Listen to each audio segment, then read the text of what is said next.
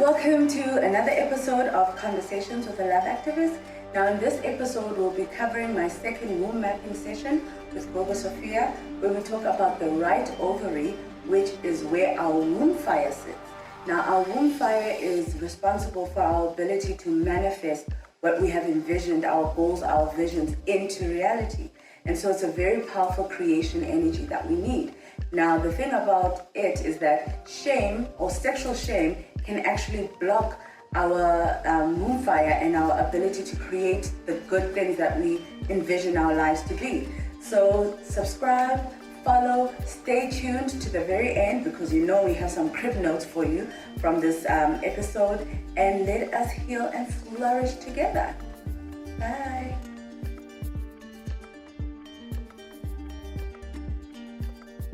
And how did your integration go? My integration was not as bad as I expected it to be. I realized many things, like the fact that I actually don't access my emotions easily, as much as it may seem that I do. When I was journaling, I had to keep constantly asking myself, how am I feeling? Because I just felt like, I just felt, I was neither here nor there kind of feeling. So I constantly had to really deeply check in on how am I feeling. And it made me realize that I don't really access my emotions very easily. And in my couples coaching with Quentin, it came up that I really protect my emotions and distance my emotions. So hence, when we're fighting, I shut down. I go passive. I go protect the heart, protect the emotions, which is a tactic I learned in childhood, because I used to feel very big feelings as a child. And so it became clear that people didn't really know how to handle my big feelings. And so the best way was to keep my emotions to myself and to distance or protect myself by distancing my emotions, which helped me to survive, but then in a intimate setting becomes a roadblock. That's great. And I'm glad it unraveled there, because when we work with Earth, it's about feeling safe, right? Mm. And feeling safe enough to express our emotions. A sacred space with you, even in the heat of the conflict. And that is about really being grounded and anchored and rooted within yourself, despite everything that is unfolding in your life. And I've noticed now, since working with the integration, doing the Aduma meditations, journaling, and all that the pain I was complaining about last week, if you remember, is far less prominent. And it just shows the connection between our emotions and our physical body, and how they're so deeply connected. And when we heal our emotions, we really get to, heal our bodies. Today we're working with the element of fire. Okay, it's about, being in the heat. Okay. Yeah, so connecting with your right ovary, connecting with your inner fire, which is all about expression. It's all about showing up, being visible, being seen. Mm-hmm. And it's about how we show up in our lives, how we show up in our business, how we show up in our relationship. And it's about our ability to access the power and the erotic energy to fulfill our divine purpose. And it has a lot to do with our sexual energy, our eros, because our sexual energy is so connected to our creation energy and our ability to show up. So when you will find that when your sexual libido is low, as it is now, okay, it often reflects in your business and in your ability to manifest prosperity and abundance and to create your creation energy. And it all comes from sexual shame. Okay, the sexual shame that you may have felt as a child, the sexual shame that you may have felt in front of your mother and the way she expresses her sexuality and how liberal she perhaps was. And maybe, if you were sexually expressive and then she wasn't really, we always, as women, measure our sexuality against our mothers and how liberated or how reserved they were. And the less we came into our body and our sensuality and our sexuality and comfortable in expressing that, the less we felt deserving of pursuing our dreams and our goals, being the go-getter, being that person that takes risks, that takes chances. It's like there's just something about being shy about your sensuality and your sexuality that also makes you shy about putting yourself out there and having your ideas being accepted. This is really about activating your wild sexual fire. And when I say sexual fire, I don't necessarily mean I'm not talking just about sex, and I'm not talking just about in the bedroom, because there is no end and there's no beginning to sexual energy. Sexual energy is a force of creation. Everybody needs this energy. Animals need it. Nature needs it. It's the alchemical union that connects us to the divine, okay? So that we can channel our light and we can become magnetic and we can create. It's like the spark, okay?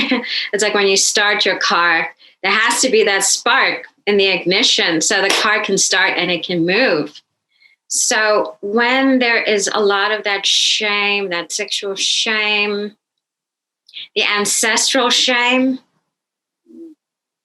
okay, that really can self-sabotage, the pursuit of your goals.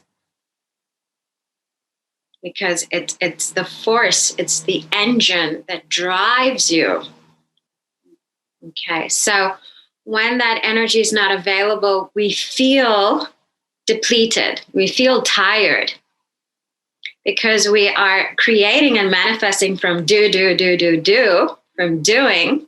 But when we have access to that Shakti energy, that fire, that electricity, life becomes effortless because we're not micromanaging, because that magnetism within us is able to just call everything into being for us. So we're going to do an inquiry into that womb space. Okay. And you're asking that anything that is not in alignment with your highest good, your highest spiritual evolution, be removed from the space. And reinforcing the space by saying out loud, I am God, I am sovereign, I am free.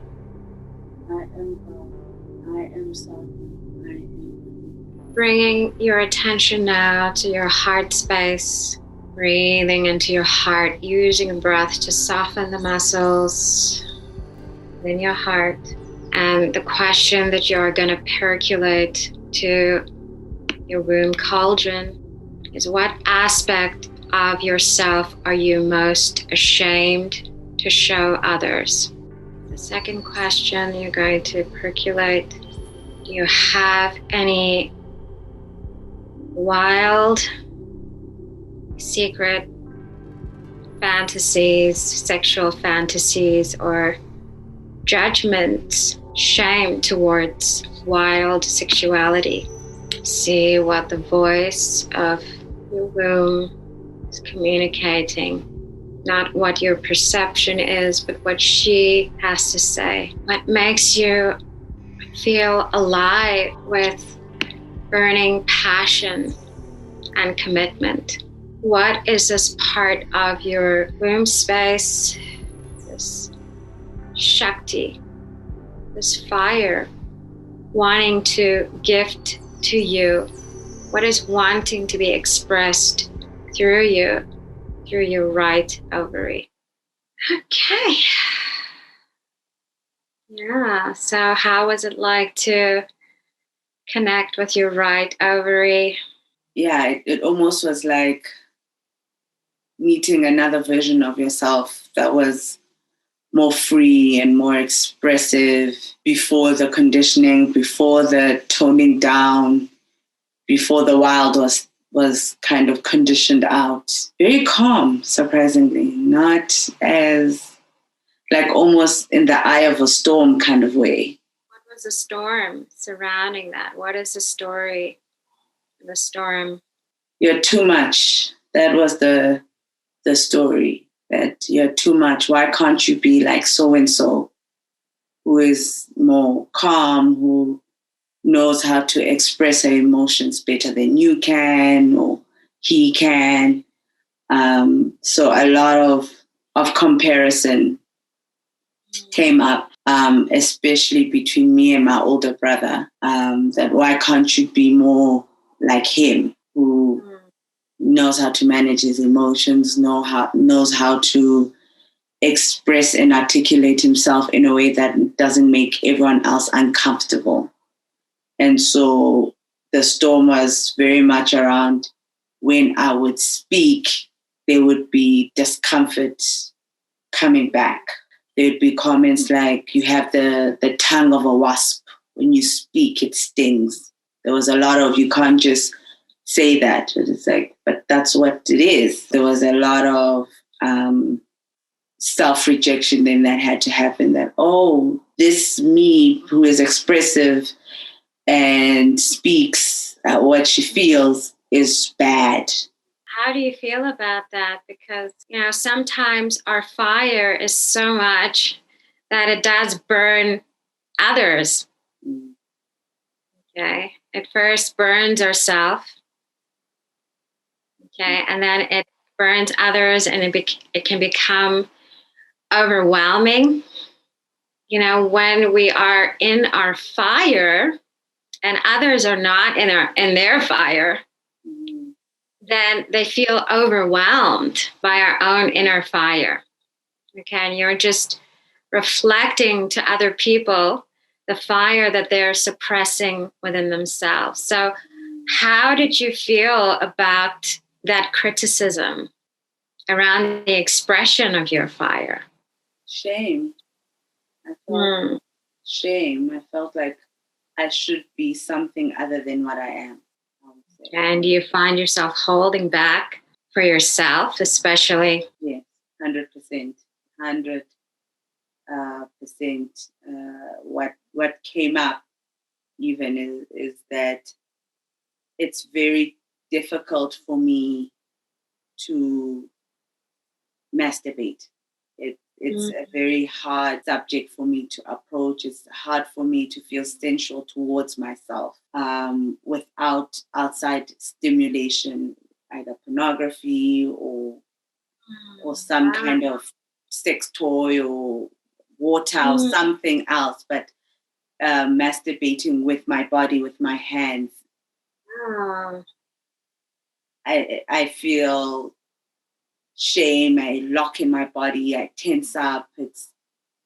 It's very hard to get into the mood with myself. And even when I do, it's a very, let's get this over and done with type of feeling. It's let's just do it and it's done and it's that we're done. So do you associate your sexual energy with pleasing others rather than pleasing yourself? And really what you're wanting to do is that you want that energy to be for you and your own life and to fuel your own energy and your own projects. We're going to track in where that disconnect, where it's sourced from. Yeah, what underlying fears are there? Okay, because it often stems from I'm not worthy to feel pleasure. Other people are worthy. I am not. Or my body is here for other people's pleasure and not my own. Yeah. And do you feel pleasure when you make love to your husband? I do, or do you feel like it takes some time. It takes some time, and even the initial or initiating of it is, oh, I haven't had sex in a long time. I feel bad that I haven't given my body to my husband, more than I feel aroused in my body and I want to then enjoy sex with my husband. It's never usually I feel aroused. It's usually from I feel bad or I feel guilty that such a long time has lapsed since we've had sex, and I feel like I owe him sex. And not that he's making me feel like that. That is how I feel about it.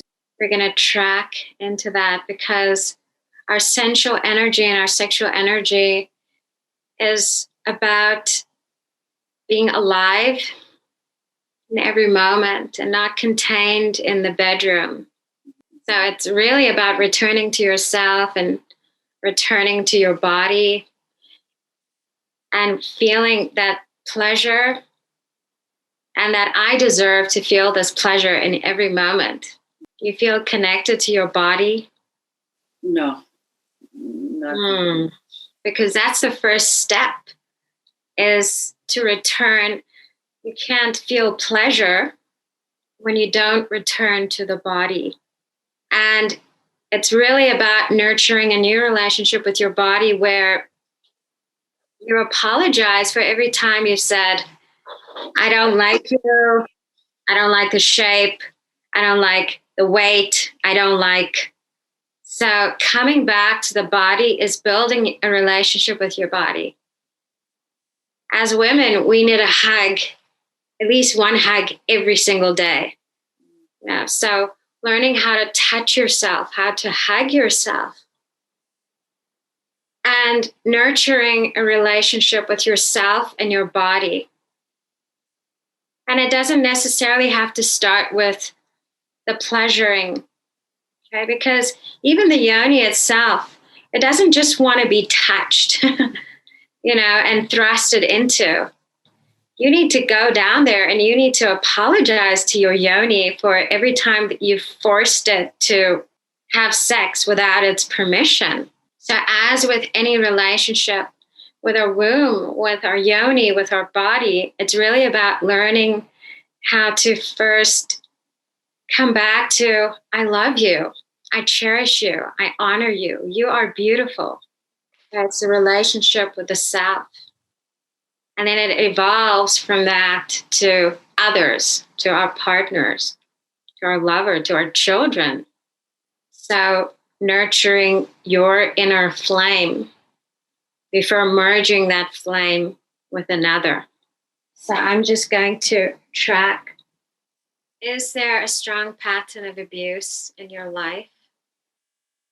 Yes, especially with alcohol, I would say, or addictive behavior. If before it was especially with pornography, and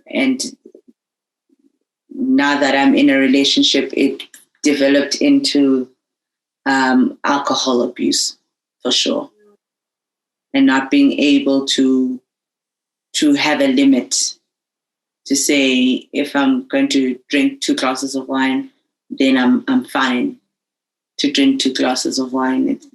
It almost feels very impossible to just drink 2 glasses of wine. So yeah, I would definitely say there is an abuse there of alcohol. The fire that doesn't have a container. Mm-hmm. Okay, and it's that uncontrollable fire of not being able to contain and preserve your energy, your fire. And it leaking through addictions, Mm-hmm. leaking through, those addictive behaviors. It's about learning to channel that fire through dancing, through movement, so that it doesn't have to leak out into, it needs a sacred container. We drink to numb out. Okay, to numb out of when we have a lot of fire and we don't learn how to channel it. Okay, because it's like you have this fire, but you're working in the absence of the fire. So it's like you're working parallel.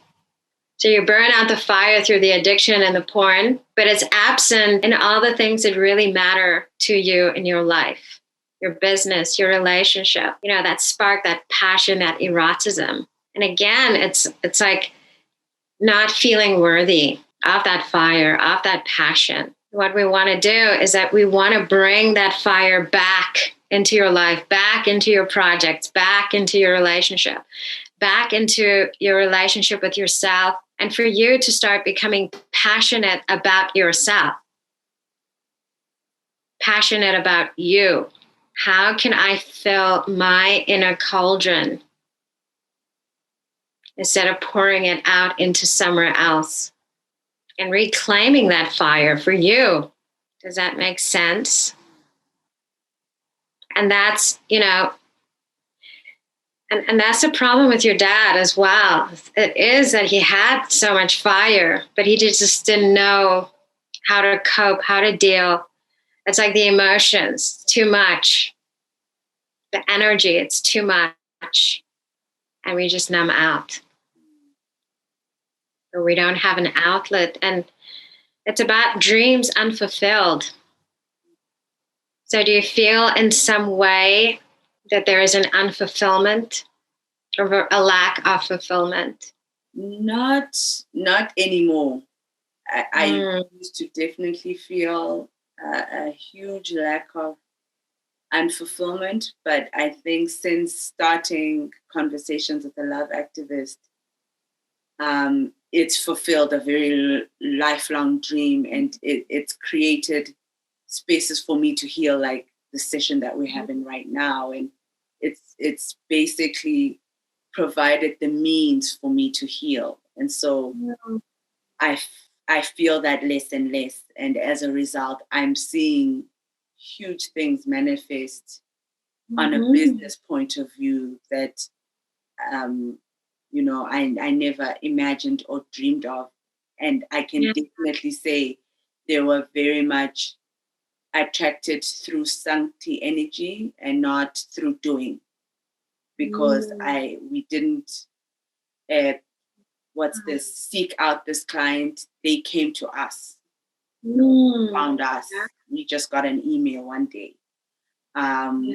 So I can definitely say that because I've created this kind of space in this web series, it is now there's a ripple effect, and I feel that lack of fulfillment way less than I have in the past.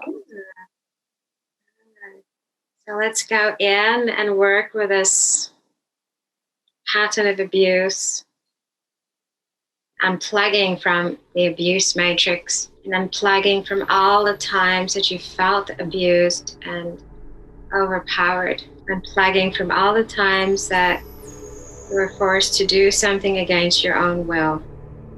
Just if you can, walk barefoot on the grass. Okay, lie down on the grass just to ground yourself. And I'm going to also send you this mantra. Okay, so it's really good to work with a mantra, to move, to dance, and connect. Okay, working with your pelvis, connecting to your inner fire, and really for the next few days, connecting with yourself, connecting with your body, touching your body, holding your body, kissing your body, and just being intimate with yourself other than masturbation. Okay, because intimacy is about connecting, it's about relationship, it's about the heart. So sometimes it doesn't mean we have to masturbate, but what you just need is that bubble bath and, and just sensually touching yourself and, getting some cream and just sensually massaging yourself, sensually massaging your thighs and taking it gently and courting yourself. Okay, and looking at yourself in the mirror and telling yourself how beautiful you are, how much you love yourself, and allowing yourself to dance through those hard emotions and those hard feelings.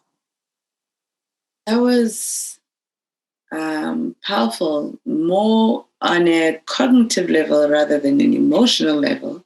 Like last week, from an emotional point of view, I feel quite still. I feel quite still. But from a cognitive point of view, I feel like I have more cognitive empathy for myself. Like I get the work that needs to be done. I mean, just looking at my notes of having to nurture myself. I've been wanting to buy like body creams that are very sensual and make my skin feel very soft. I mean, I just downloaded a dance app because I've been feeling this urge of moving my body through dance and not exercise. I've been looking at pole dancing and all those kind of things. So obviously on a psychic point of view, I knew that these are the things that I need to get myself back into my body, especially the pole dancing has come up very strong. I'll find a way to do it safely in this COVID time, but it's come up very strong that it will really help me to get into my body, especially because pole dancing takes a lot of core work and it's about sensuality and all those things. So I'm very much connected to the idea of doing pole dancing, actually very urgently. So I will go and take this work with my right ovary and start to, hug myself, hold myself, doing grounding exercises.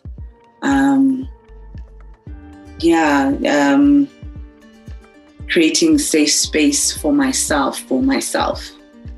Makes sense. So more self-touching, creating an intimacy and an intimate relationship with my body, finding ways to create safety in my body, buying those body creams and all those things that will make me feel soft and sensual and open to my body, not rushing through Tambisa and just using that as an opportunity to really massage and get back into my body and activate that wild sexual fire slowly, gradually. Prolonged foreplay with myself, basically, is what it sounds like I'm having to do so that I can build that relationship and build that trust with my body again, especially because I have put my body through a lot. I have been in situations where my yoni was not ready to have sex with someone, and it's just shut it down. Let's just do this. It's safer sometimes. Sometimes it's a people-pleasing thing. This people-pleasing situation keeps coming up in the past 2 days. So it's clearly something that I really need to look at, because then permeates into so many different areas, and it seems I'm okay to put myself in danger to please people, whether it's having sex without a condom with someone, or going out drinking and not being the sober one in the situation, and outsourcing my safety to other people. So this people-pleasing thing keeps coming up, and it's clearly something I need to work on and work through. Yeah.